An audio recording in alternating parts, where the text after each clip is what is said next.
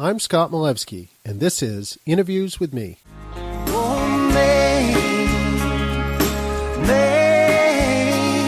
your rivers, your back roads claim me. This week, Nancy Marshall of Marshall Communications. Nancy has one of the best laughs that I've ever heard. Tune in and find out what Gamut Leak means, because everyone has a story. Welcome home. My next guest is no stranger to work or being busy. From 4-H, church, writing and piano lessons to selling things door to door, her childhood was not boring. She graduated from Hebron Academy, then Colby College, and then returned to Hebron to teach French, before leaving to work for Maine Public Broadcasting, where she first met Angus King. She then left to work at Sugarloaf USA in the communications department while working on her MBA at Thomas College. She then left to start Marshall Communications in 1991, and the rest is history. She has represented many clients over the years, from Thomas College to the Maine Office of Tourism to Orvis. The list of clients goes on. In 2011, she received the Edward L. Bernays Achievement Award by the Maine Public Relations Council, a high honor for one person, and she was recently named a 2018 Maine Icon by Anania Media. Welcome, Nancy Marshall. Thank you, Scott. It's a real pleasure to be here with you. I really appreciate you doing this interview, and I got to say right off the bat, I think I used up a favor connection here when I called you. My mom used to give piano lessons to, was it you or your son? My son, Craig. It was your son. And Craig also played saxophone in the band that she directed, and I have such a soft spot in my heart for B. Yeah, there are a lot of people do. I just wish she was here now to see my son Craig, who I'm so proud of, and it really kills me because he was a very gifted saxophone player, and he played a solo, I think, when he was in 8th grade, and he got almost a standing ovation, but then he quit. Then and there, he was like, I guess he wanted to go out on a high note. That was the pinnacle right there. Now, you have 2 kids in college. No, they're out of college They're now. out of college now. Yep. Oh, my goodness. Yep. So right up there. Jamie is 23, and he graduated from Colby Sawyer College just in this past June. Wow. He is a commercial pilot. He started learning to fly when he was 14. Oh, that's fantastic. From Sawyer Fahey, who was a coach at Carrabassett Valley Academy, where he attended. And he has stuck with it and just loves flying. But he also really wanted to try his hand at ski coaching because he grew up as a ski racer. So he currently, actually, at this moment, is in Austria with a group of 19-year-old racers from Killington Mountain School. And he'll be coaching the FIS, the 19-year-old group there this winter. Wow. And we talked on FaceTime the other day, and he said he is just so happy. And it makes me happy that he's happy. Austria, I mean. Yeah, right. I know you can't can you go complain. wrong? He's in Stubai. And then Craig also is going to be professional coaching. He just was offered the job as the Alpine ski coach for Boston College. Yeah, where they have Division I ski racing. Excellent. So I am very proud of the two I boys. bet you are. But, they went to Kingville Elementary School, and boy, what a great place. I mean, one of my big themes in my career is communities or tribes or networks or cults, whatever you want to call them. And I feel like we just had such a strong sense of community at the Kingville Elementary School. And Kingfield does. I was just so happy that my kids were part of that. Nice. Now, you used to coach skiing too, didn't you? I actually was a ski instructor. I taught skiing at Lost Valley, which is in Auburn, Maine, while I was working at WCBB Public Broadcasting. I was a night ski instructor, and they used to bring busloads of people in, and they would just get off, and it was like a factory, to teach them how to walk on their skis, and then make a wedge turn and then a parallel turn. And it's kind of no surprise that your son's decided to go into coaching, because you've essentially coached for your kind of whole professional career. That's essentially what you do for a living. Well, you coach other people on how to market themselves and brand themselves and do all that. So right. So let me ask you this question: how do you handle when you're coaching someone and I suppose there's a certain amount of frustration, but what if you're coaching somebody and they don't want to take your advice? Part of it is, they're paying you either way, so it doesn't matter if they take your advice, but how do you handle that? I believe in authenticity, and I believe that people at their core, especially if they're in alignment with themselves, they know what's right for themselves. So I admire people actually who have strong convictions about how they want to be or how they don't want to be. So if they disagree with my advice, then I'm not going to force them into something because, it's their life, it's their career, it's their profession, and they can choose to take my advice or not. Tell me about your mother. What was your mother like? Oh my gosh. Well, my mom is, again, she's beloved by many people at Kingfield Elementary School. She's still alive. She lives at Granite Hill Estates, which is a retirement community in Augusta and Hollowell. Her nickname, she's known by many as Oma because my father was German and we had an Oma and Opa in Germany. And my parents just loved that word. And actually, when we started calling them that, the kids just love saying, there's something about Oma, Oma, Oma. They'll say it over and over again. And then everybody at Kingfield Elementary, even the janitor, would call my mom Oma. And she just loved, it's kind of like she was the grandmother to everyone. And the thing that I admire so much about her, and, I've tried to be like her, is she's very selfless. She just wants to see everyone else be happy. And, my father is gone now, but when he was here, nothing made him happier than having people around the table, having dinner together and laughing and talking. And both my parents really engendered that sense of family and extended family. Friday nights when I was growing up, all the neighborhood kids would come over and my mother would make pizzas on like cookie sheets. She would just keep churning them out. And your house was the neighborhood where everybody gathered on Friday. And nice. I have one friend who was not allowed to laugh at the dinner table because she was from a kind of a formal family, and of course we laughed a lot. Sometimes to the point of like spitting out our milk. Even that moment when you're laughing so hard you can't hold it back. So my friend Carrie, she's a dear friend still, and she's a veterinarian now, and she still reminisces about how much laughter we had. And, laughter is very good for the soul. Yeah. So your family really embodied that sense of community at an early age. So you just grew up with that. Yeah, I grew up in a tight-knit community. Both my parents were very involved in town politics, and my father served as the chairman of the finance committee, and my mother was the head of the recreation committee, and she taught swimming lessons at the local town pool. And we were always involved with the town parade for Memorial Day or 4th of July. So, yeah, we had a strong sense of community. And now, professionally, I really advocate for that. I think that a person in any profession needs to create a tribe or a cult or a network of people who will stand by them in good times and in bad times. If something bad happens, I've had some bad things happen to me in my career when I've lost big contracts, or I've had people attack me for various reasons that were just unbelievable to me. But when you can actually tap into people who know you, like you, trust you, and believe in you, that's invaluable. Tell me how your life is different than how you imagined it would be. When I was growing up, my father worked for a big company. He was an electrical engineer, and he worked for Westinghouse Electric Corporation throughout his whole career, from the time he graduated from Worcester Polytech, and he went in the Army, and then he got out of the Army, got his job with Westinghouse, and actually, in a way, he was like a PR person for Westinghouse because he went across country. This probably would have been in the early 50s, and he went across the country and gave demonstrations on how electricity worked. Wow. At churches and schools, and I actually have some priceless black and white photography of my dad, Frank Briggs. He was, I think, very handsome, and he was very confident, would stand up on stage and demonstrate electricity to people. No relation to Briggs and Stratton. No, I wish there was. If there was, I might not even be working now. So he always taught me that working for a big company is the best thing. He thought that people who owned their own business had, carried too much burden on their shoulders.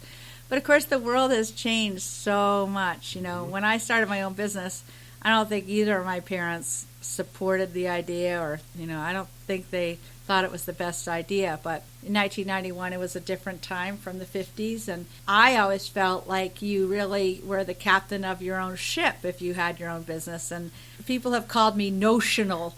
Like, I have a lot of notions in my head, and that's kind of a Maine coastal term, to be notional.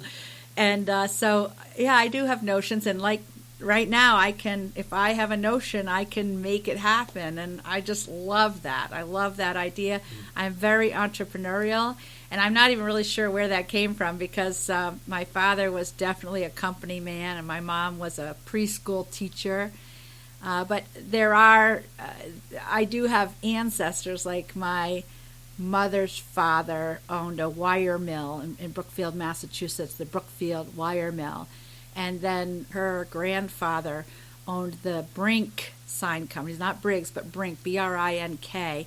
And at Fenway Park, the big Citgo sign was built by the Brink sign company when neon was first invented. Mr. C.I. Brink, who would be my great-great-grandfather, brought the neon sign technology to this country. He had been a sign painter in Sweden, actually. And he immigrated into the U.S. via Ellis Island and started painting. Actually, he was painting ceilings of churches and cathedrals, and then he started painting signs. And yeah, so when I look back in my family tree, I can see these signs of my entrepreneurial roots or my entrepreneurial heritage, which I'm very proud of. So you mentioned Massachusetts a lot, and I know you moved to Maine when you were 17. Where was home before you moved to Maine? Oh, actually, or was it Massachusetts? No, my mom was from Newton, Massachusetts, and then her family moved to Brookfield and then to Worcester, Mass. My father grew up in Malden, Mass, and then went to Worcester Polytech, which is where my parents met in Worcester. But I actually grew up in Connecticut, which actually a lot of people in Maine are sort of surprised, because I have sort of branded myself as the Maine PR maven, although I don't know if you've noticed I've segued just to PR maven now. But I do love Maine so much. I have lived here since I was 17, and before that I was a summer person. And, of course, a lot of Maine people sort of treat you as if you're a second-class citizen if you weren't raised in Maine. You're from away. Yeah, right, exactly. You're a flatlander.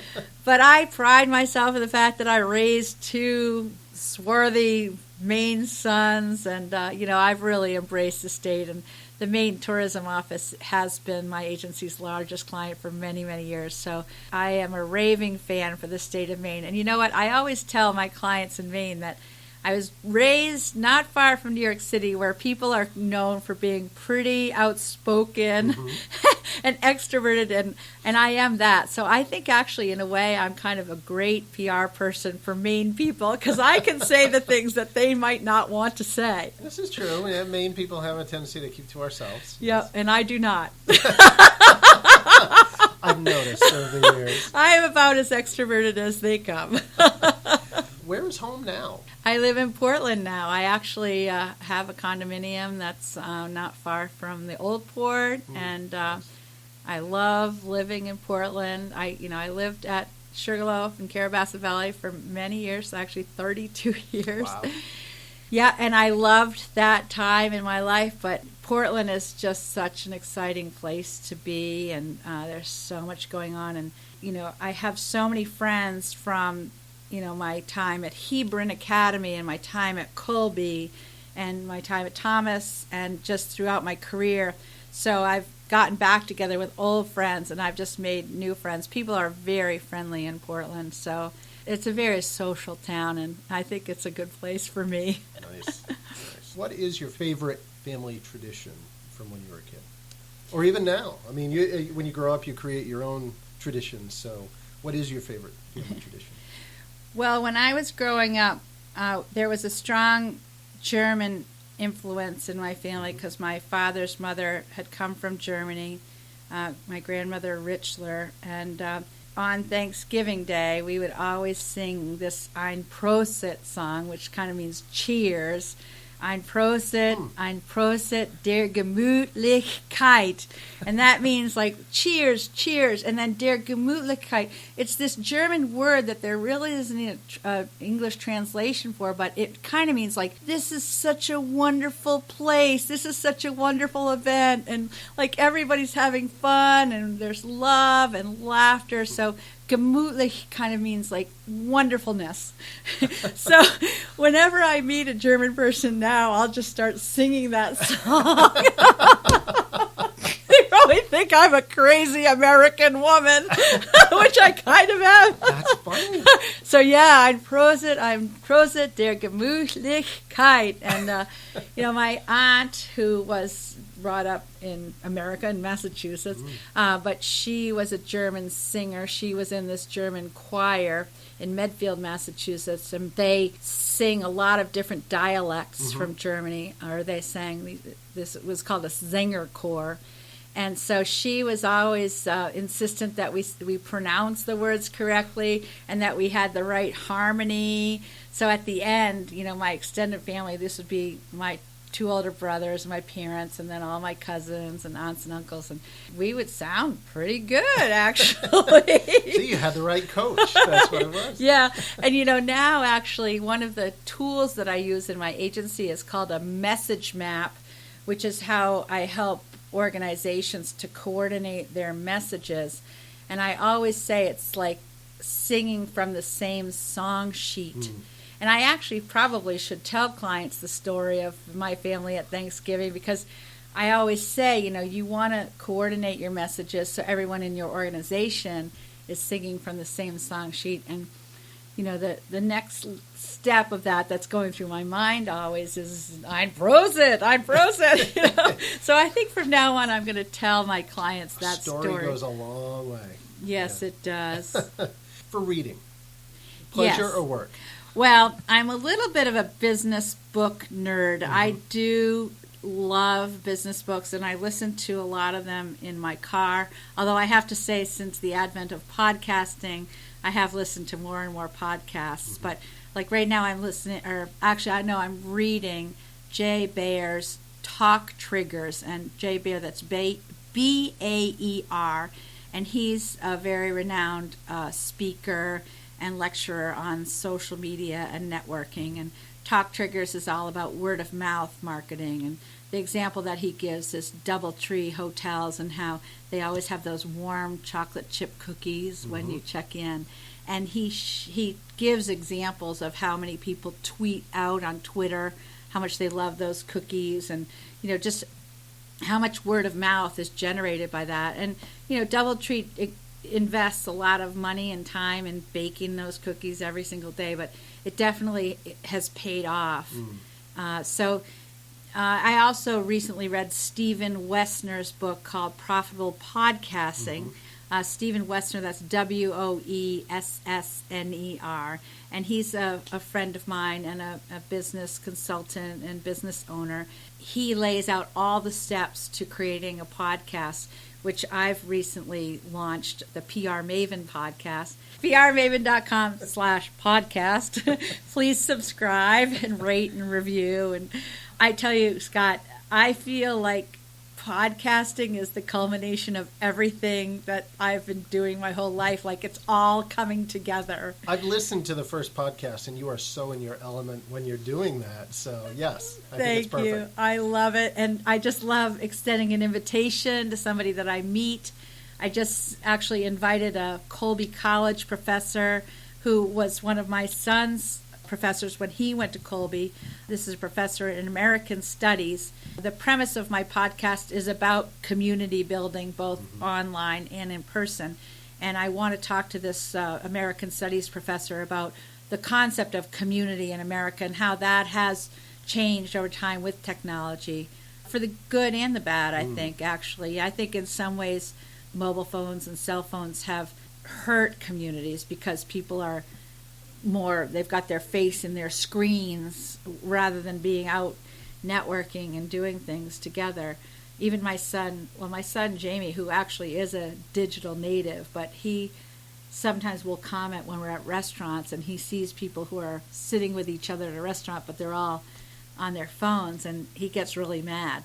He's like, why did they even bother going out to eat? Why don't they just stay home on their couch and eat a frozen dinner and do their texting or whatever? So anyway, I love the concept of meeting someone and then inviting them to be on my podcast and having a conversation just like this. So when you're not reading or listening to podcasts, what do you listen to for music? Oh. What's on your iPod right now? Oh, actually, I wanted to mention my pleasure reading. Can I Your mention- pleasure reading. Yes, Okay. we'll go back to that. Yeah. So I love business books, but one of my favorite Maine authors is Paul Dwarin, who has written this series of books about a Maine game warden named Mike Bowditch. Mm-hmm. And the first one was The Poacher's Son, which was published in 2010. And, of course, that book resonated with me because it is about the Sugarloaf area or North Franklin County area. Mm-hmm. And actually it talks about North Anson also, which is where I previously owned a small printing business. Mm-hmm. And Waterville and Skowhegan. And Paul Dwarin has a gift of portraying or depicting an area or a region as if it's a character in and of itself. And he moves the plot of his books around the state of Maine. So you either can recall places that you've been or you feel compelled to visit that area. His most recent book, called Stay Hidden, was situated on a fictional island called Macoit Island, but it's kind of like Monhegan Island. And, of course, I'm a board member for the Maine Seacoast Mission. And the Maine Seacoast Mission is headquartered in Bar Harbor, but they have a boat called the Sunbeam that goes out and provides services to people living on the islands. Paul included this boat, the Sunbeam, although he gave it another name, but he included it in his most recent book, Stay Hidden. You know, when you either recognize a place or even some of his characters are pretty close resemblances to actual people that I may have met, and it just makes the reading really compelling. And so yeah, I've read all of his books. There's The Poacher's Son, Trespasser, Bad Little Falls, Massacre Pond, The Bone Orchard, The Precipice, Widowmaker, which was actually situated at a ski area. Mm-hmm. In between Carrabassett and Rangeley.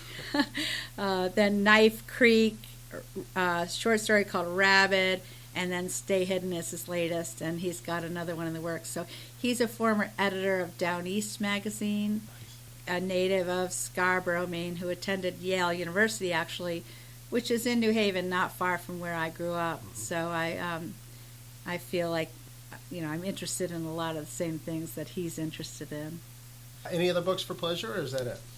I'm part of a book club, and we just read The Last Cruise by Kate Christensen, who also is a Maine author, and that was about a woman from the Portland area who goes on this ill-fated cruise. And I do enjoy my book group a lot. We have monthly meetings.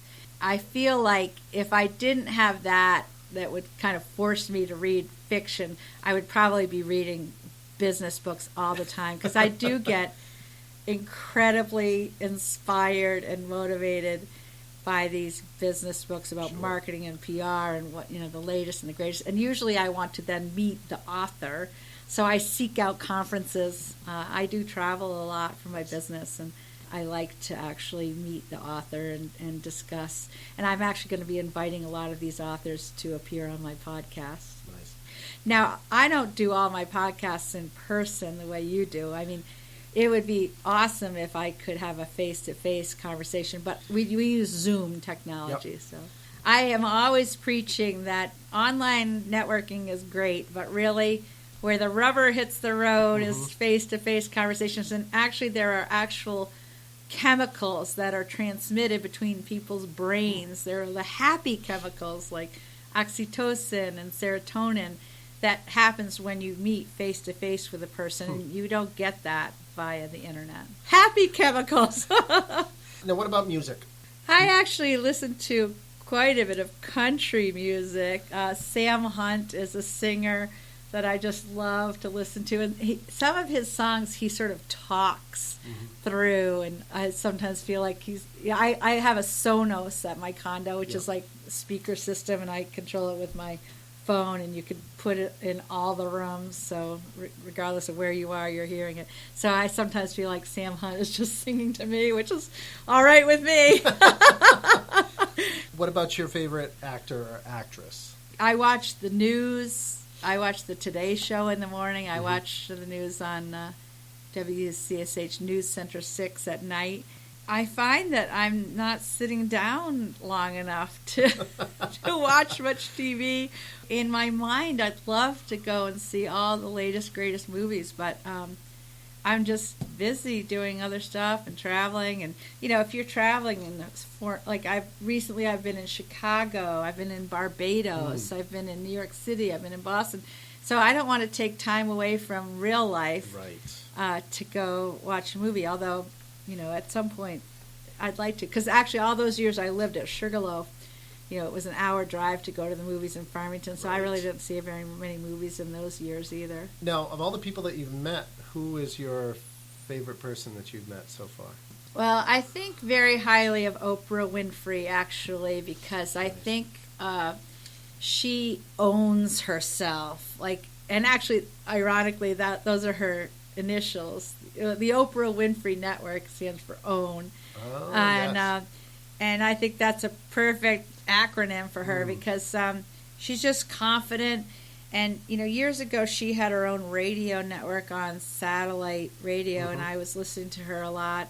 She really influenced me just to take ownership of your life and be your own self. So many of us feel like we have to be like somebody else, or we feel envious, or we feel jealous, or that person has a better life than I have, or whatever. And Oprah's whole attitude is just to be your own best self. And I actually went to a summer camp as a kid in New Hampshire at Camp Merrow Vista in Tuftonboro, New Hampshire. And the whole slogan of that camp is my own self at my very best all the time.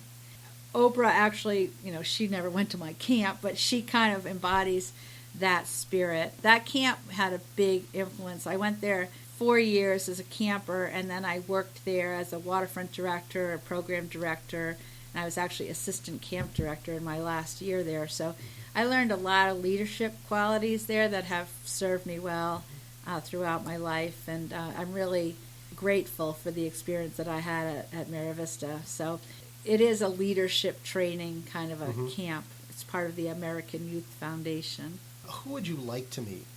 I would actually like to meet Oprah Winfrey in person because I'd like to thank her. I feel gratitude. One of her themes is to feel gratitude and express gratitude. And I am grateful for there was a lot of years there when I was driving a lot from Carrabassett to Augusta or Portland or wherever, and that was before podcasting, and I was listening to her radio network. Yeah, and she talks about Maya Angelou a lot, and Maya Angelou, of course, is a great orator and poet. Again, a very soulful person. Yeah, I'd like to tell Oprah that she's had a profound influence on my life, and I think she has boosted up a lot of women in the country and around the world. I mean, she supports education for girls in Africa because she feels like girls and women are sort of the backbone of society. We are the mothers. Oh yes, oh yes. I remind my sons often, you would be nothing were it not for me. I think I just told my son Craig that today. And of course I'm saying that with a little bit tongue-in-cheek because I feel like they have grown up to be their own people, and I'm so proud of the people they've become. Girls and women are pretty important members of our society, even though there are people who feel like we're second-class citizens. I personally have never felt like a second-class citizen. Just saying. But I think we talked about my mom and dad. They raised me to believe that I could do whatever I imagined myself doing. And, there's no reason And I do feel like if I, want to meet somebody, I can just reach out to them and meet them. I mean, why not? I don't feel like I'm, less than anybody, really, to be honest. Good. Shift gears a little bit, but kind of goes along with what you're talking about. Are there any charities or philanthropic organizations that you donate your time to or money to, or what's near and dear to your heart? Well, I believe strongly in education. I feel that I received an excellent education. I am grateful to the schools that I attended, and I do donate to Hebron Academy, to Colby College, and to Thomas College, because I feel like those places did not only provide me access to a lot of great teachers and experiences, but also a network of people that have been lifelong friends. So, I stay in touch with a lot of the people that I met in those schools. I'm also, I mentioned, a board member now at the Maine Seacoast Mission, and I feel strongly about their mission of providing educational and medical support to the people of Down East Maine. Now, is it just down east, or is it on the islands, or is it all along the coast? It's all along the coast from Bar Harbor towards the Canadian border. Mm-hmm. So Washington County, which is one of the counties in our state that really needs help the most, economic development and educational support. And the Maine Seacoast Mission has an amazing after-school program for the kids that turns out, helps raise the aspirations of students. So they believe, like I always believe, that you can do whatever you set your mind to doing. And I feel that Maine people sometimes feel like they don't deserve the best. And I want to get out there and tell you, every single person in Maine deserves to have nothing but the best. And why not? Why shouldn't you have the best? Just set your mind to it and go for it. What brings you joy? Networking brings me joy, making new friends, reconnecting with old friends. I don't think I've ever seen you without a smile on your face. So. Oh, believe me, I have had my moments. I have not been joyful around the clock my whole life, but again, I have learned to have an attitude of gratitude and feel grateful for the people that I know and the friends that I have. And I try to help people when I can and reach out and ask for help when I can. I think, when I started my business, of course, I was on a shoestring. I didn't have a big budget, and I had young children, and I really had to make hay. So sometimes I might have done things on my own that I could have gotten help in doing. Now I have an accountant, a lawyer, I have a business coach, I belong to professional networks, and I now have a lot of support, and I have an amazing team. We're here today at my offices in Augusta for Marshall Communications, and Charlene Williams has been working for me for 23 years now, and she's the president of my agency. Without her, this place would not have grown to what it is. And then I have a leadership team of 6 people who have worked here for a long time and are real professionals and experts. And then we have other support people who do the writing and design and social media. So it brings me great joy to hire young people and see them grow in their careers and to provide them with resources and, again, gratitude. I try to thank people on my team when they do something amazing. And actually, we have a culture where we thank and praise each other as well. In our weekly staff meetings, we have shout-outs, and everybody writes thank you notes. Actually, there's some on the wall here. So we acknowledge people for doing great things, and then every month we have a drawing for like a $25 Dunkin' Donuts gift card. But it's a small thing, but it's just, people like to be recognized. Yeah. And I want to mention along the theme of gratitude and recognition and thanks, a big tradition that I've learned and passed on to my children and hopefully my employees also is writing thank you notes. I really am a big proponent of handwritten thank you notes that you actually put a stamp on and send in the A lot mail. of people don't do that. A lot of people don't even, young people don't, some don't even know like how to go to the post office and buy a stamp, or that how the mail works. And it's like, oh, I just don't want to see that loss. I still send out handwritten Christmas cards every year at the holidays. I think that a handwritten thank you note really differentiates you because, as you said, few people do it anymore.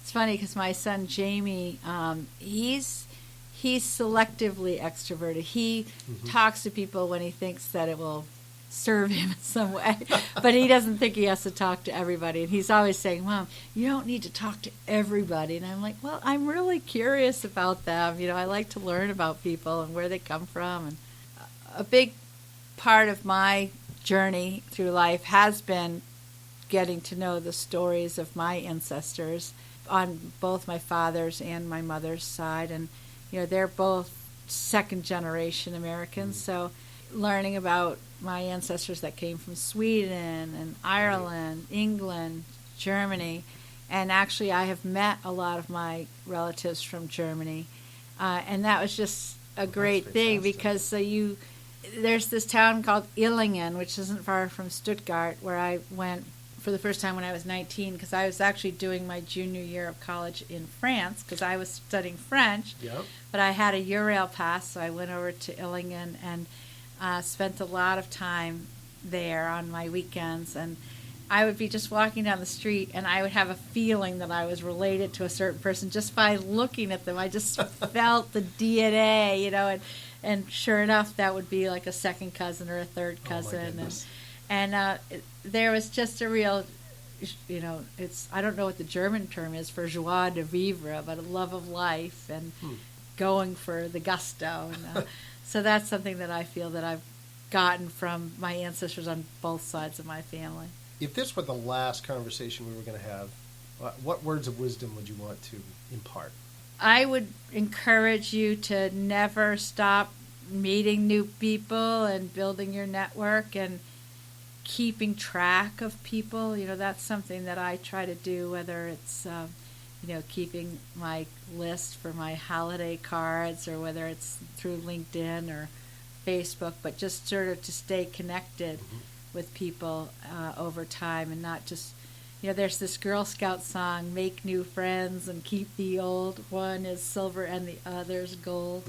And I really believe that. I get really excited about meeting new people, but I also hold my old friends, dear, and just love, for example, my roommate from Colby, Cindy Kaler, she's now a pretty famous attorney, and she's got a big job, worldwide travel all the time. She's on and off of airplanes going all over the place. But, we got together in Kennebunkport a few weeks ago and spent a whole day just on the beach, just reminiscing about the old days. And she spent a lot of time, again, with my family around the kitchen table, eating, the homemade pizza and laughing. And, those kind of relationships are really priceless. So I think that's my biggest word of advice to you and others, is to really hold your family and friends dear and near, and never stop making new friends, because life can be very hard. Life can sometimes just... My son Craig was in a really bad car accident just this week on Sunday, and luckily he's all right. He had some whiplash, and his knees were bruised and swollen, and he was with two friends from Colby, and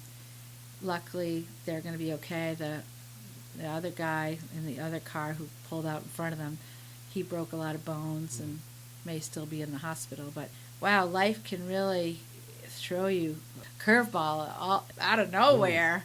Gosh, it just makes you realize how, when you talk about heartache, it wasn't until I had children that I really knew what heartache is. Like, I remember one time I was on a trip when I was working for Sugarloaf, and I was out west somewhere, and I think I got delayed for a couple days because of snowstorms, and so I was away from my kids when they were really little, And oh, my heart hurt so much because I just wanted to hold them. Mm-hmm. So there's your head, when you're thinking about, your network in sort of an academic way. Mm-hmm. But there's so much to be said about, the feeling of caring for someone and being cared for by someone. So it kind of makes me cry just to think about it.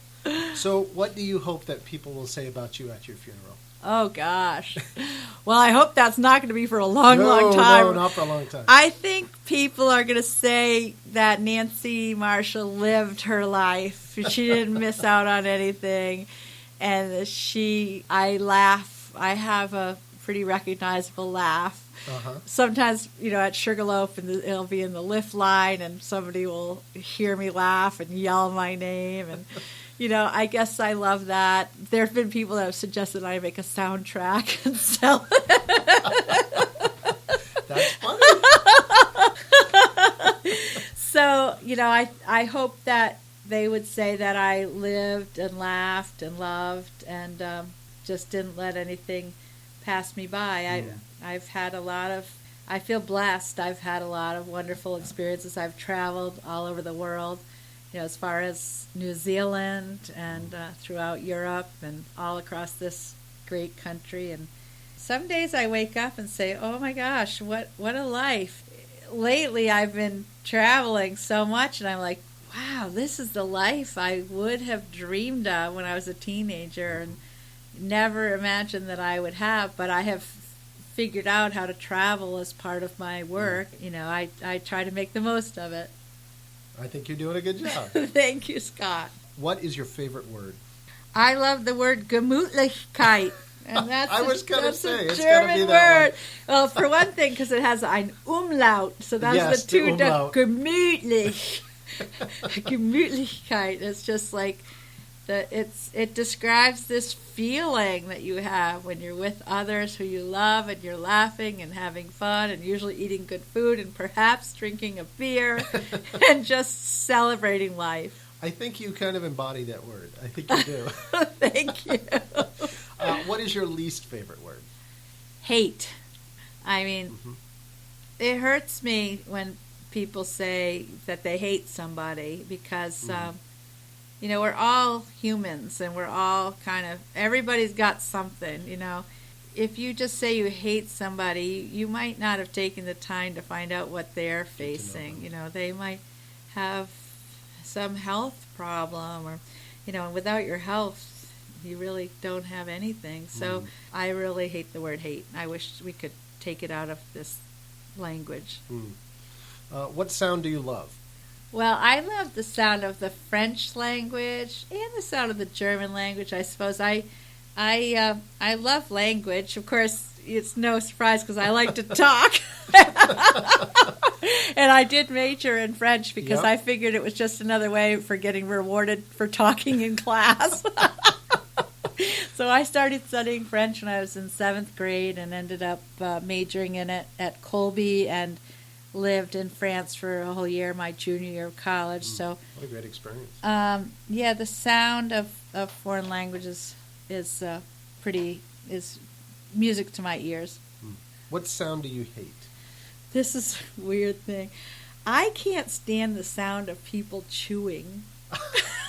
Really? And there is a name for that syndrome, and I'd have to look it up. But I can't help it. I have this thing.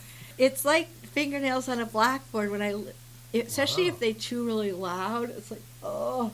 And so that's kind of ironic because I love going out to eat with people and eating with people. But if somebody chews really loud, I can't stand it. Note to self. Yeah, right. Don't chew loud when with Nancy. What is your favorite curse word? If you curse. My favorite? We'll I guess every once in a while I might drop an F-bomb. Okay. I mean, I'm embarrassed to the best of us. Happens to the best It of has us. happened. Yeah, it just kind of comes out. Whoop. Sorry. Who said that? Not moi. The PR Maven didn't say that. Oops. I just snorted a little. That's funny. What profession other than yours would you like to attempt? Oh, I wish I could sing. I would love to. I would love to You go. can't sing. You just said No. you sing around the I Thanksgiving. sang at summer camp, and I mean, I can sing. I can sing loud, but not really very good.